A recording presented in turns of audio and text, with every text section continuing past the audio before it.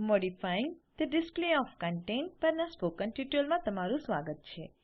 આ ટ્યુટોરીયલમાં આપણે આપેલ શીખીશું: ડિસ્પ્લેસ, ફૂલ કન્ટેન્ટ ડિસ્પ્લે વ્યવસ્થિત કરવું અને ડિસ્પ્લે ટીઝર વ્યવસ્થિત કરવું.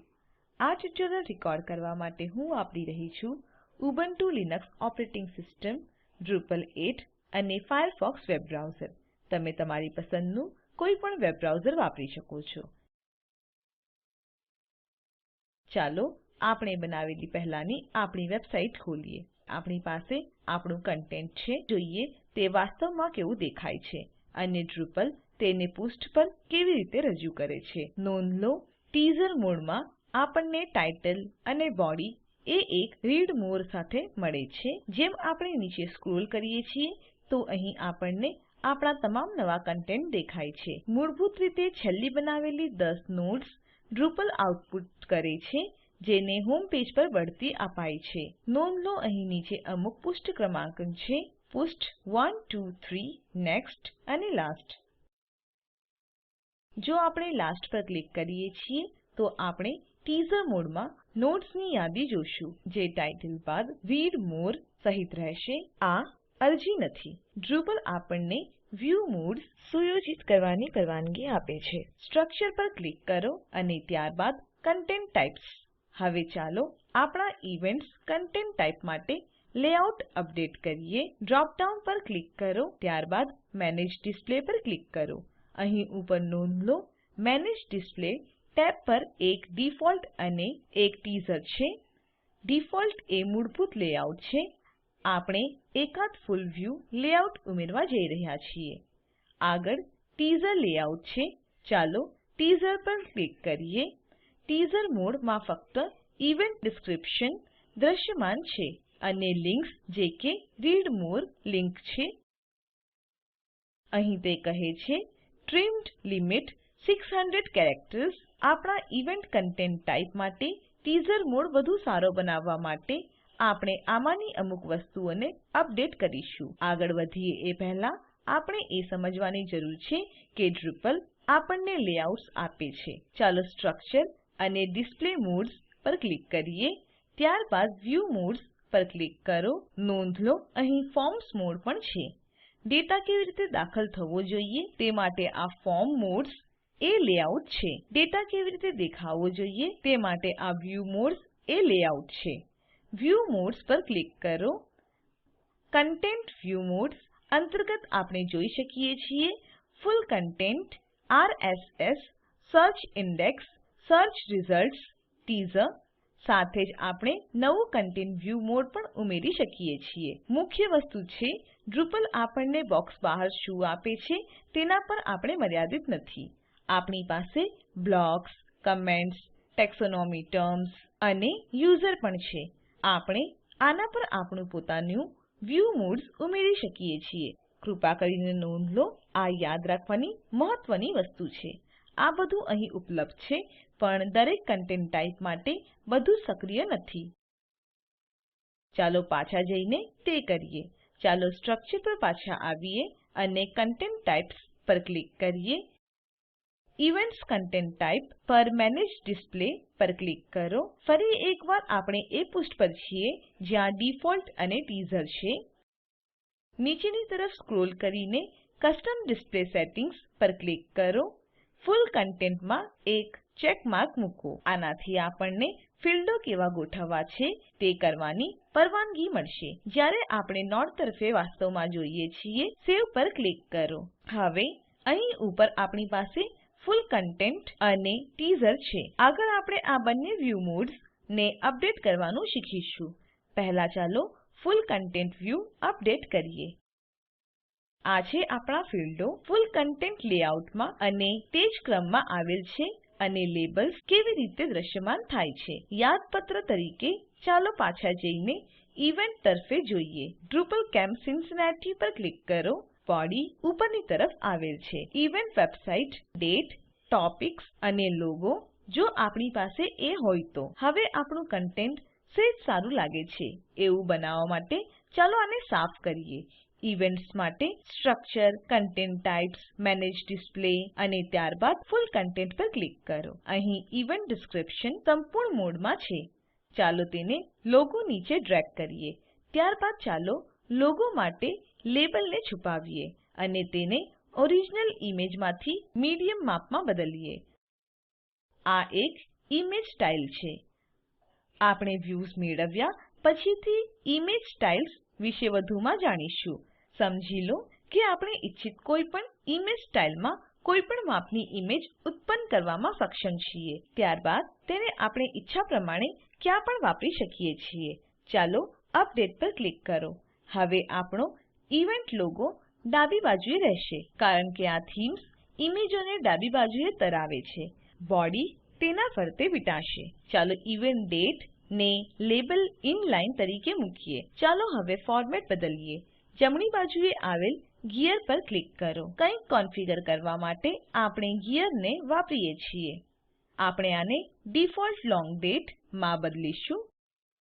અપડેટ ક્લિક કરો. ઇવેન્ટ સ્પોન્સર્સ ને ચાલો ઇનલાઇન તરીકે રાખીએ. તમને નોંધ થશે કે આઉટપુટ રેફરન્સ્ડ એન્ટિટીને લિંક થાય છે. એનો અર્થ એ છે કે જો સિન્સિનાટી યુઝર ગ્રુપ એ ડ્રુપલ કેમ્પ સિન્સિનાટી નું આયોજન કરી રહ્યું છે તો તે યુઝર ગ્રુપ પેજને લિંક થઈ જશે અને આ જ આપણે ઈચ્છીએ છીએ. જો કે ઇવેન્ટ ટોપિક્સ એ સ્તંભો રજૂ કર્યા છે તો આપણે અબાઉ પસંદ કરીશું. ફરી એકવાર તે રેફરન્સ્ડ એન્ટિટી ને લિંક થાય છે. ટ્યુટોરીયલને અટકાવો અને તપાસ કરો તમારી સ્ક્રીન મારી સ્ક્રીન જેવી દેખાય છે. સેવ પર ક્લિક કરો. ચાલો ફુલ વ્યૂ મોડમાં આપણી એકાદી નોડ્સ તરફે જુઓ. કન્ટેન્ટ પર ક્લિક કરો અને ત્યારબાદ અહીં કોઈ પણ ઇવેન્ટ પર. તમારા ઇવેન્ટ્સનું નામ અને ટેક્સ્ટ મારાથી તદ્દન જુદી રહેશે.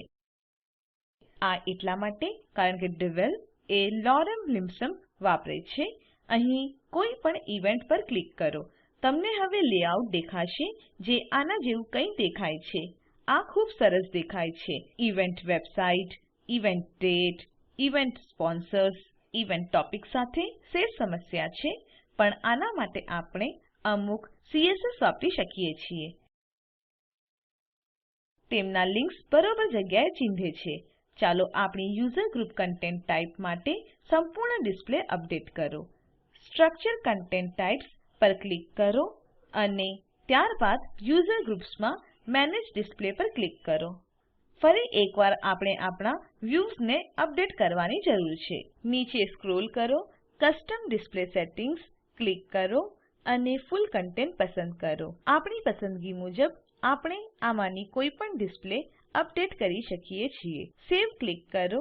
ત્યારબાદ ફુલ કન્ટેન્ટ પસંદ કરો જે આપણે આપણા ઇવેન્ટ સાથે કર્યું હતું. આ એના જેવું જ છે. ચાલો ગ્રુપ વેબસાઇટ ને ડિસ્ક્રિપ્શન અને સાઇટ ઇનલાઇન ની ઉપર મૂકીએ. ગ્રુપ કન્ટેન્ટ અને ઈમેલ એક સાથે મૂકો. તેમના લેબલ્સ ઇનલાઇન ફરીથી બનાવવા માટે હું ઈમેલને ઈમેલ લિંક આપવા કરતા પ્લેન ટેક્સ્ટ તરીકે રહેવા દઈશ. આ એટલા માટે કારણ કે હવે હું મારા મૂળભૂત ઈમેલ પ્રોગ્રામને ઈમેલ મોકલવા માટે વાપરતી નથી. હું તેને પ્લેન ટેક્સ્ટ તરીકે રાખવાનું પસંદ કરું છું. ગ્રુપ એક્સપિરિયન્સ લેવલને અબાઉ તરીકે રાખો કારણ કે તે તમામ અનુભવની એક યાદી છે. છેલ્લે ઇવેન્ટ સ્પોન્સર્ડ ને પણ અબાઉ તરીકે રાખો.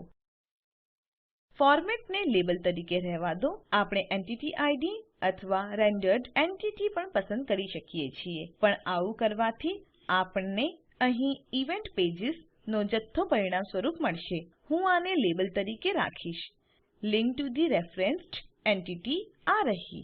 આને વાપરવાથી આપણા સિન્સિનાટી યુઝર ગ્રુપમાં ડ્રુપલ કેમ્પ સિન્સિનાટી પર જવા માટે લિંક પર ક્લિક કરી શકીએ છીએ. ચાલો સેવ પર ક્લિક કરીને તપાસો આપણે શું કર્યું હતું. કન્ટેન્ટ પર ક્લિક કરો અને યાદીમાં યુઝર ગ્રુપ પર ક્લિક કરો. અહીં આપણી પાસે ગ્રુપ વેબસાઇટ વિવરણ કોન્ટેક્ટ ઇન્ફોર્મેશન આ devel દ્વારા બનાવવામાં આવ્યું છે. એક કોન્ટેક્ટ ઈમેલ આ નકલી ID છે જેને પણ devel દ્વારા બનાવવામાં આવ્યું છે. મુખ્ય વસ્તુ એ છે કે આ કામ કરે છે. અહીં ગ્રુપ એક્સપિરિયન્સ લેવલ છે. નોંધ લો devel એ કશુંક બમણું પસંદ કર્યું છે. હમણાં માટે આપણે એને એવું જ રહેવા દઈશું. છેલ્લે ઇવેન્ટ સ્પોન્સર્ડ એ ડ્રુપલ કેમ્પ સિન્સિનાટી છે. કોઈપણ ડિસ્પ્લે અથવા લેઆઉટ મોડ્યુલ્સ ઉમેર્યા વિના મેળવી શકાયેલ આ લેઆઉટ ઉત્તમ છે. આપણે ફૂલ કન્ટેન્ટ સફળતાપૂર્વક કરી લીધું છે. આગળ ચાલો આપણું ટીઝર મોડ્સ અપડેટ કરવાનું શીખીએ. જો તમે આ બે તરફ જુઓ છો તો તે એટલા ખરાબ નથી, પણ જેમ તમે નીચે સ્ક્રોલ કરો છો તો આપણું ટીઝર મોડ્સ તે અત્યંત સુંદર નથી. આપણે તે સરળતાથી ઠીક કરી શકીએ છીએ. સ્ટ્રક્ચર અને કન્ટેન્ટ ટાઇપ્સ પર ક્લિક કરો. ઇવેન્ટ્સમાં મેનેજ ડિસ્પ્લે પર ક્લિક કરો, ત્યારબાદ ટીઝર પર. ડ્રુપલ આપણને લિંક્સ અને ઇવેન્ટ ડિસ્ક્રિપ્શન આપે છે જે બોડી ફિલ્ડ છે. ચાલો અત્યારે આ માટે આપણું ટીઝર મોડ અપડેટ કરીએ. ફક્ત ઇવેન્ટ વેબસાઇટને ઉપરની તરફ ડ્રેગ કરો અને ઇનલાઇન પસંદ કરો. ત્યારબાદ ઇવેન્ટ ડેટને પણ ઉપરની તરફ ડ્રેગ કરો કારણ કે તે મહત્વનું છે.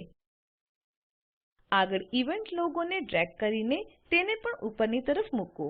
આપણે લેબલ છુપાવીશું અને ફોર્મેટને થંબનેલ કરીશું. આપણે આપણી સાઇટ પર કોઈપણ ઇમેજ માટે ઇમેજ સ્ટાઇલ્સ બનાવી શકીએ છીએ, પણ આ વિશે આપણે પછીથી શીખીશું. લિંક ઇમેજ 2 ને કન્ટેન્ટ તરીકે બદલો. આનાથી લોગો એ લિંક તરીકે સીધું કન્ટેન્ટ આઇટમમાં બનશે. હવે અપડેટ ક્લિક કરો. આપણી પાસે છે લોગો, વેબસાઇટ અને ડેટ. લિંક્સને નીચેની તરફ ડ્રેગ કરો. આગળ ચાલો ઇવેન્ટ ડિસ્ક્રિપ્શનને સુવ્યવસ્થિત કરીએ. ગિયરને ક્લિક કરો અને 400 કેરેક્ટર્સમાં બદલો. અપડેટ પર ક્લિક કરો અને ત્યારબાદ ડ્રોપ ડાઉન પર ક્લિક કરીને વિકલ્પને ટ્રિમ્ડ કરો. હવે આપણું ટીઝર મોડ આપેલ ધરાવવું જોઈએ. ડાબી બાજુએ લોગો, વેબસાઇટ, ડેટ અને જમણી બાજુએ લિંક સહિત ડિસ્ક્રિપ્શન. ચાલો જોઈએ હવે આ કેવું દેખાય છે. સેવ પર ક્લિક કરો. સાઇટ પર પાછા જાઓ. ડ્રુપલ કેમ્પ સિન્સિનાટી અપડેટ થઈ છે તે તમે જોશો. ડેટ ફિલ્ડને આપણે પછીથી અપડેટ કરીશું. તમને નોંધ થશે કે બોડી સુવ્યવસ્થિત થઈ ગઈ છે. સ્ટ્રક્ચર પર ક્લિક કરો. ક્લિક કરો content types, events, manage display અને ટીઝર. ઇવેન્ટ ડેટ છોડીને બાકી બધું બરાબર છે.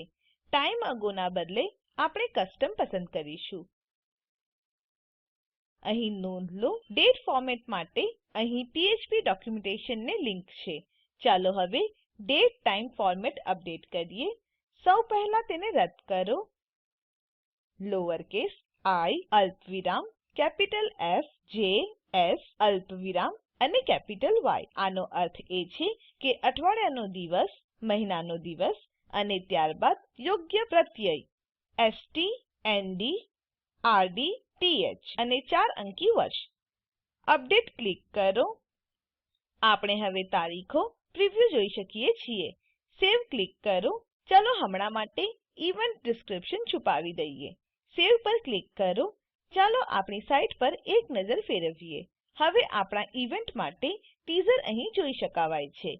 ટાઇટલ, લોગો, વેબસાઇટ અને ઇવેન્ટ ડેટ. ચાલો આપણા યુઝર ગ્રુપ માટે ટીઝર મોડ અપડેટ કરીએ.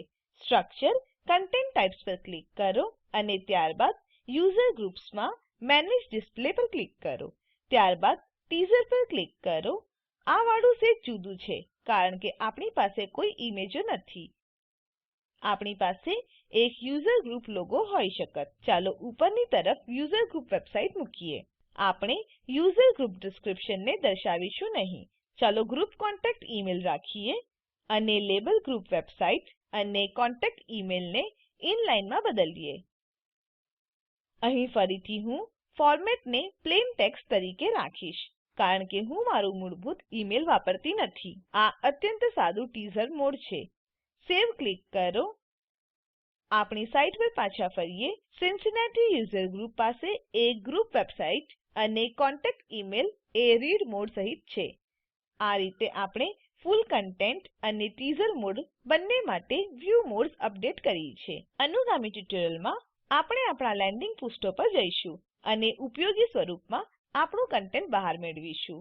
આ સાથે આપણું ટ્યુટોરિયલ સમાપ્ત થાય છે. ચાલો સારાંશ લઈએ. આ ટ્યુટોરિયલમાં આપણે આપેલ વિશે શીખ્યા.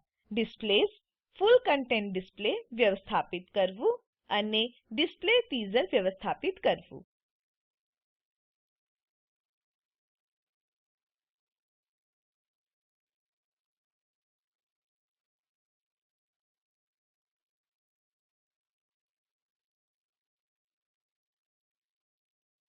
આ વિડિયો એક્યુઆ અને ઓએસ ટ્રેનિંગમાંથી અનુકૂલિત છે અને spoken tutorial project IIT Bombay દ્વારા પુનરાવર્તિત કરાયેલ છે.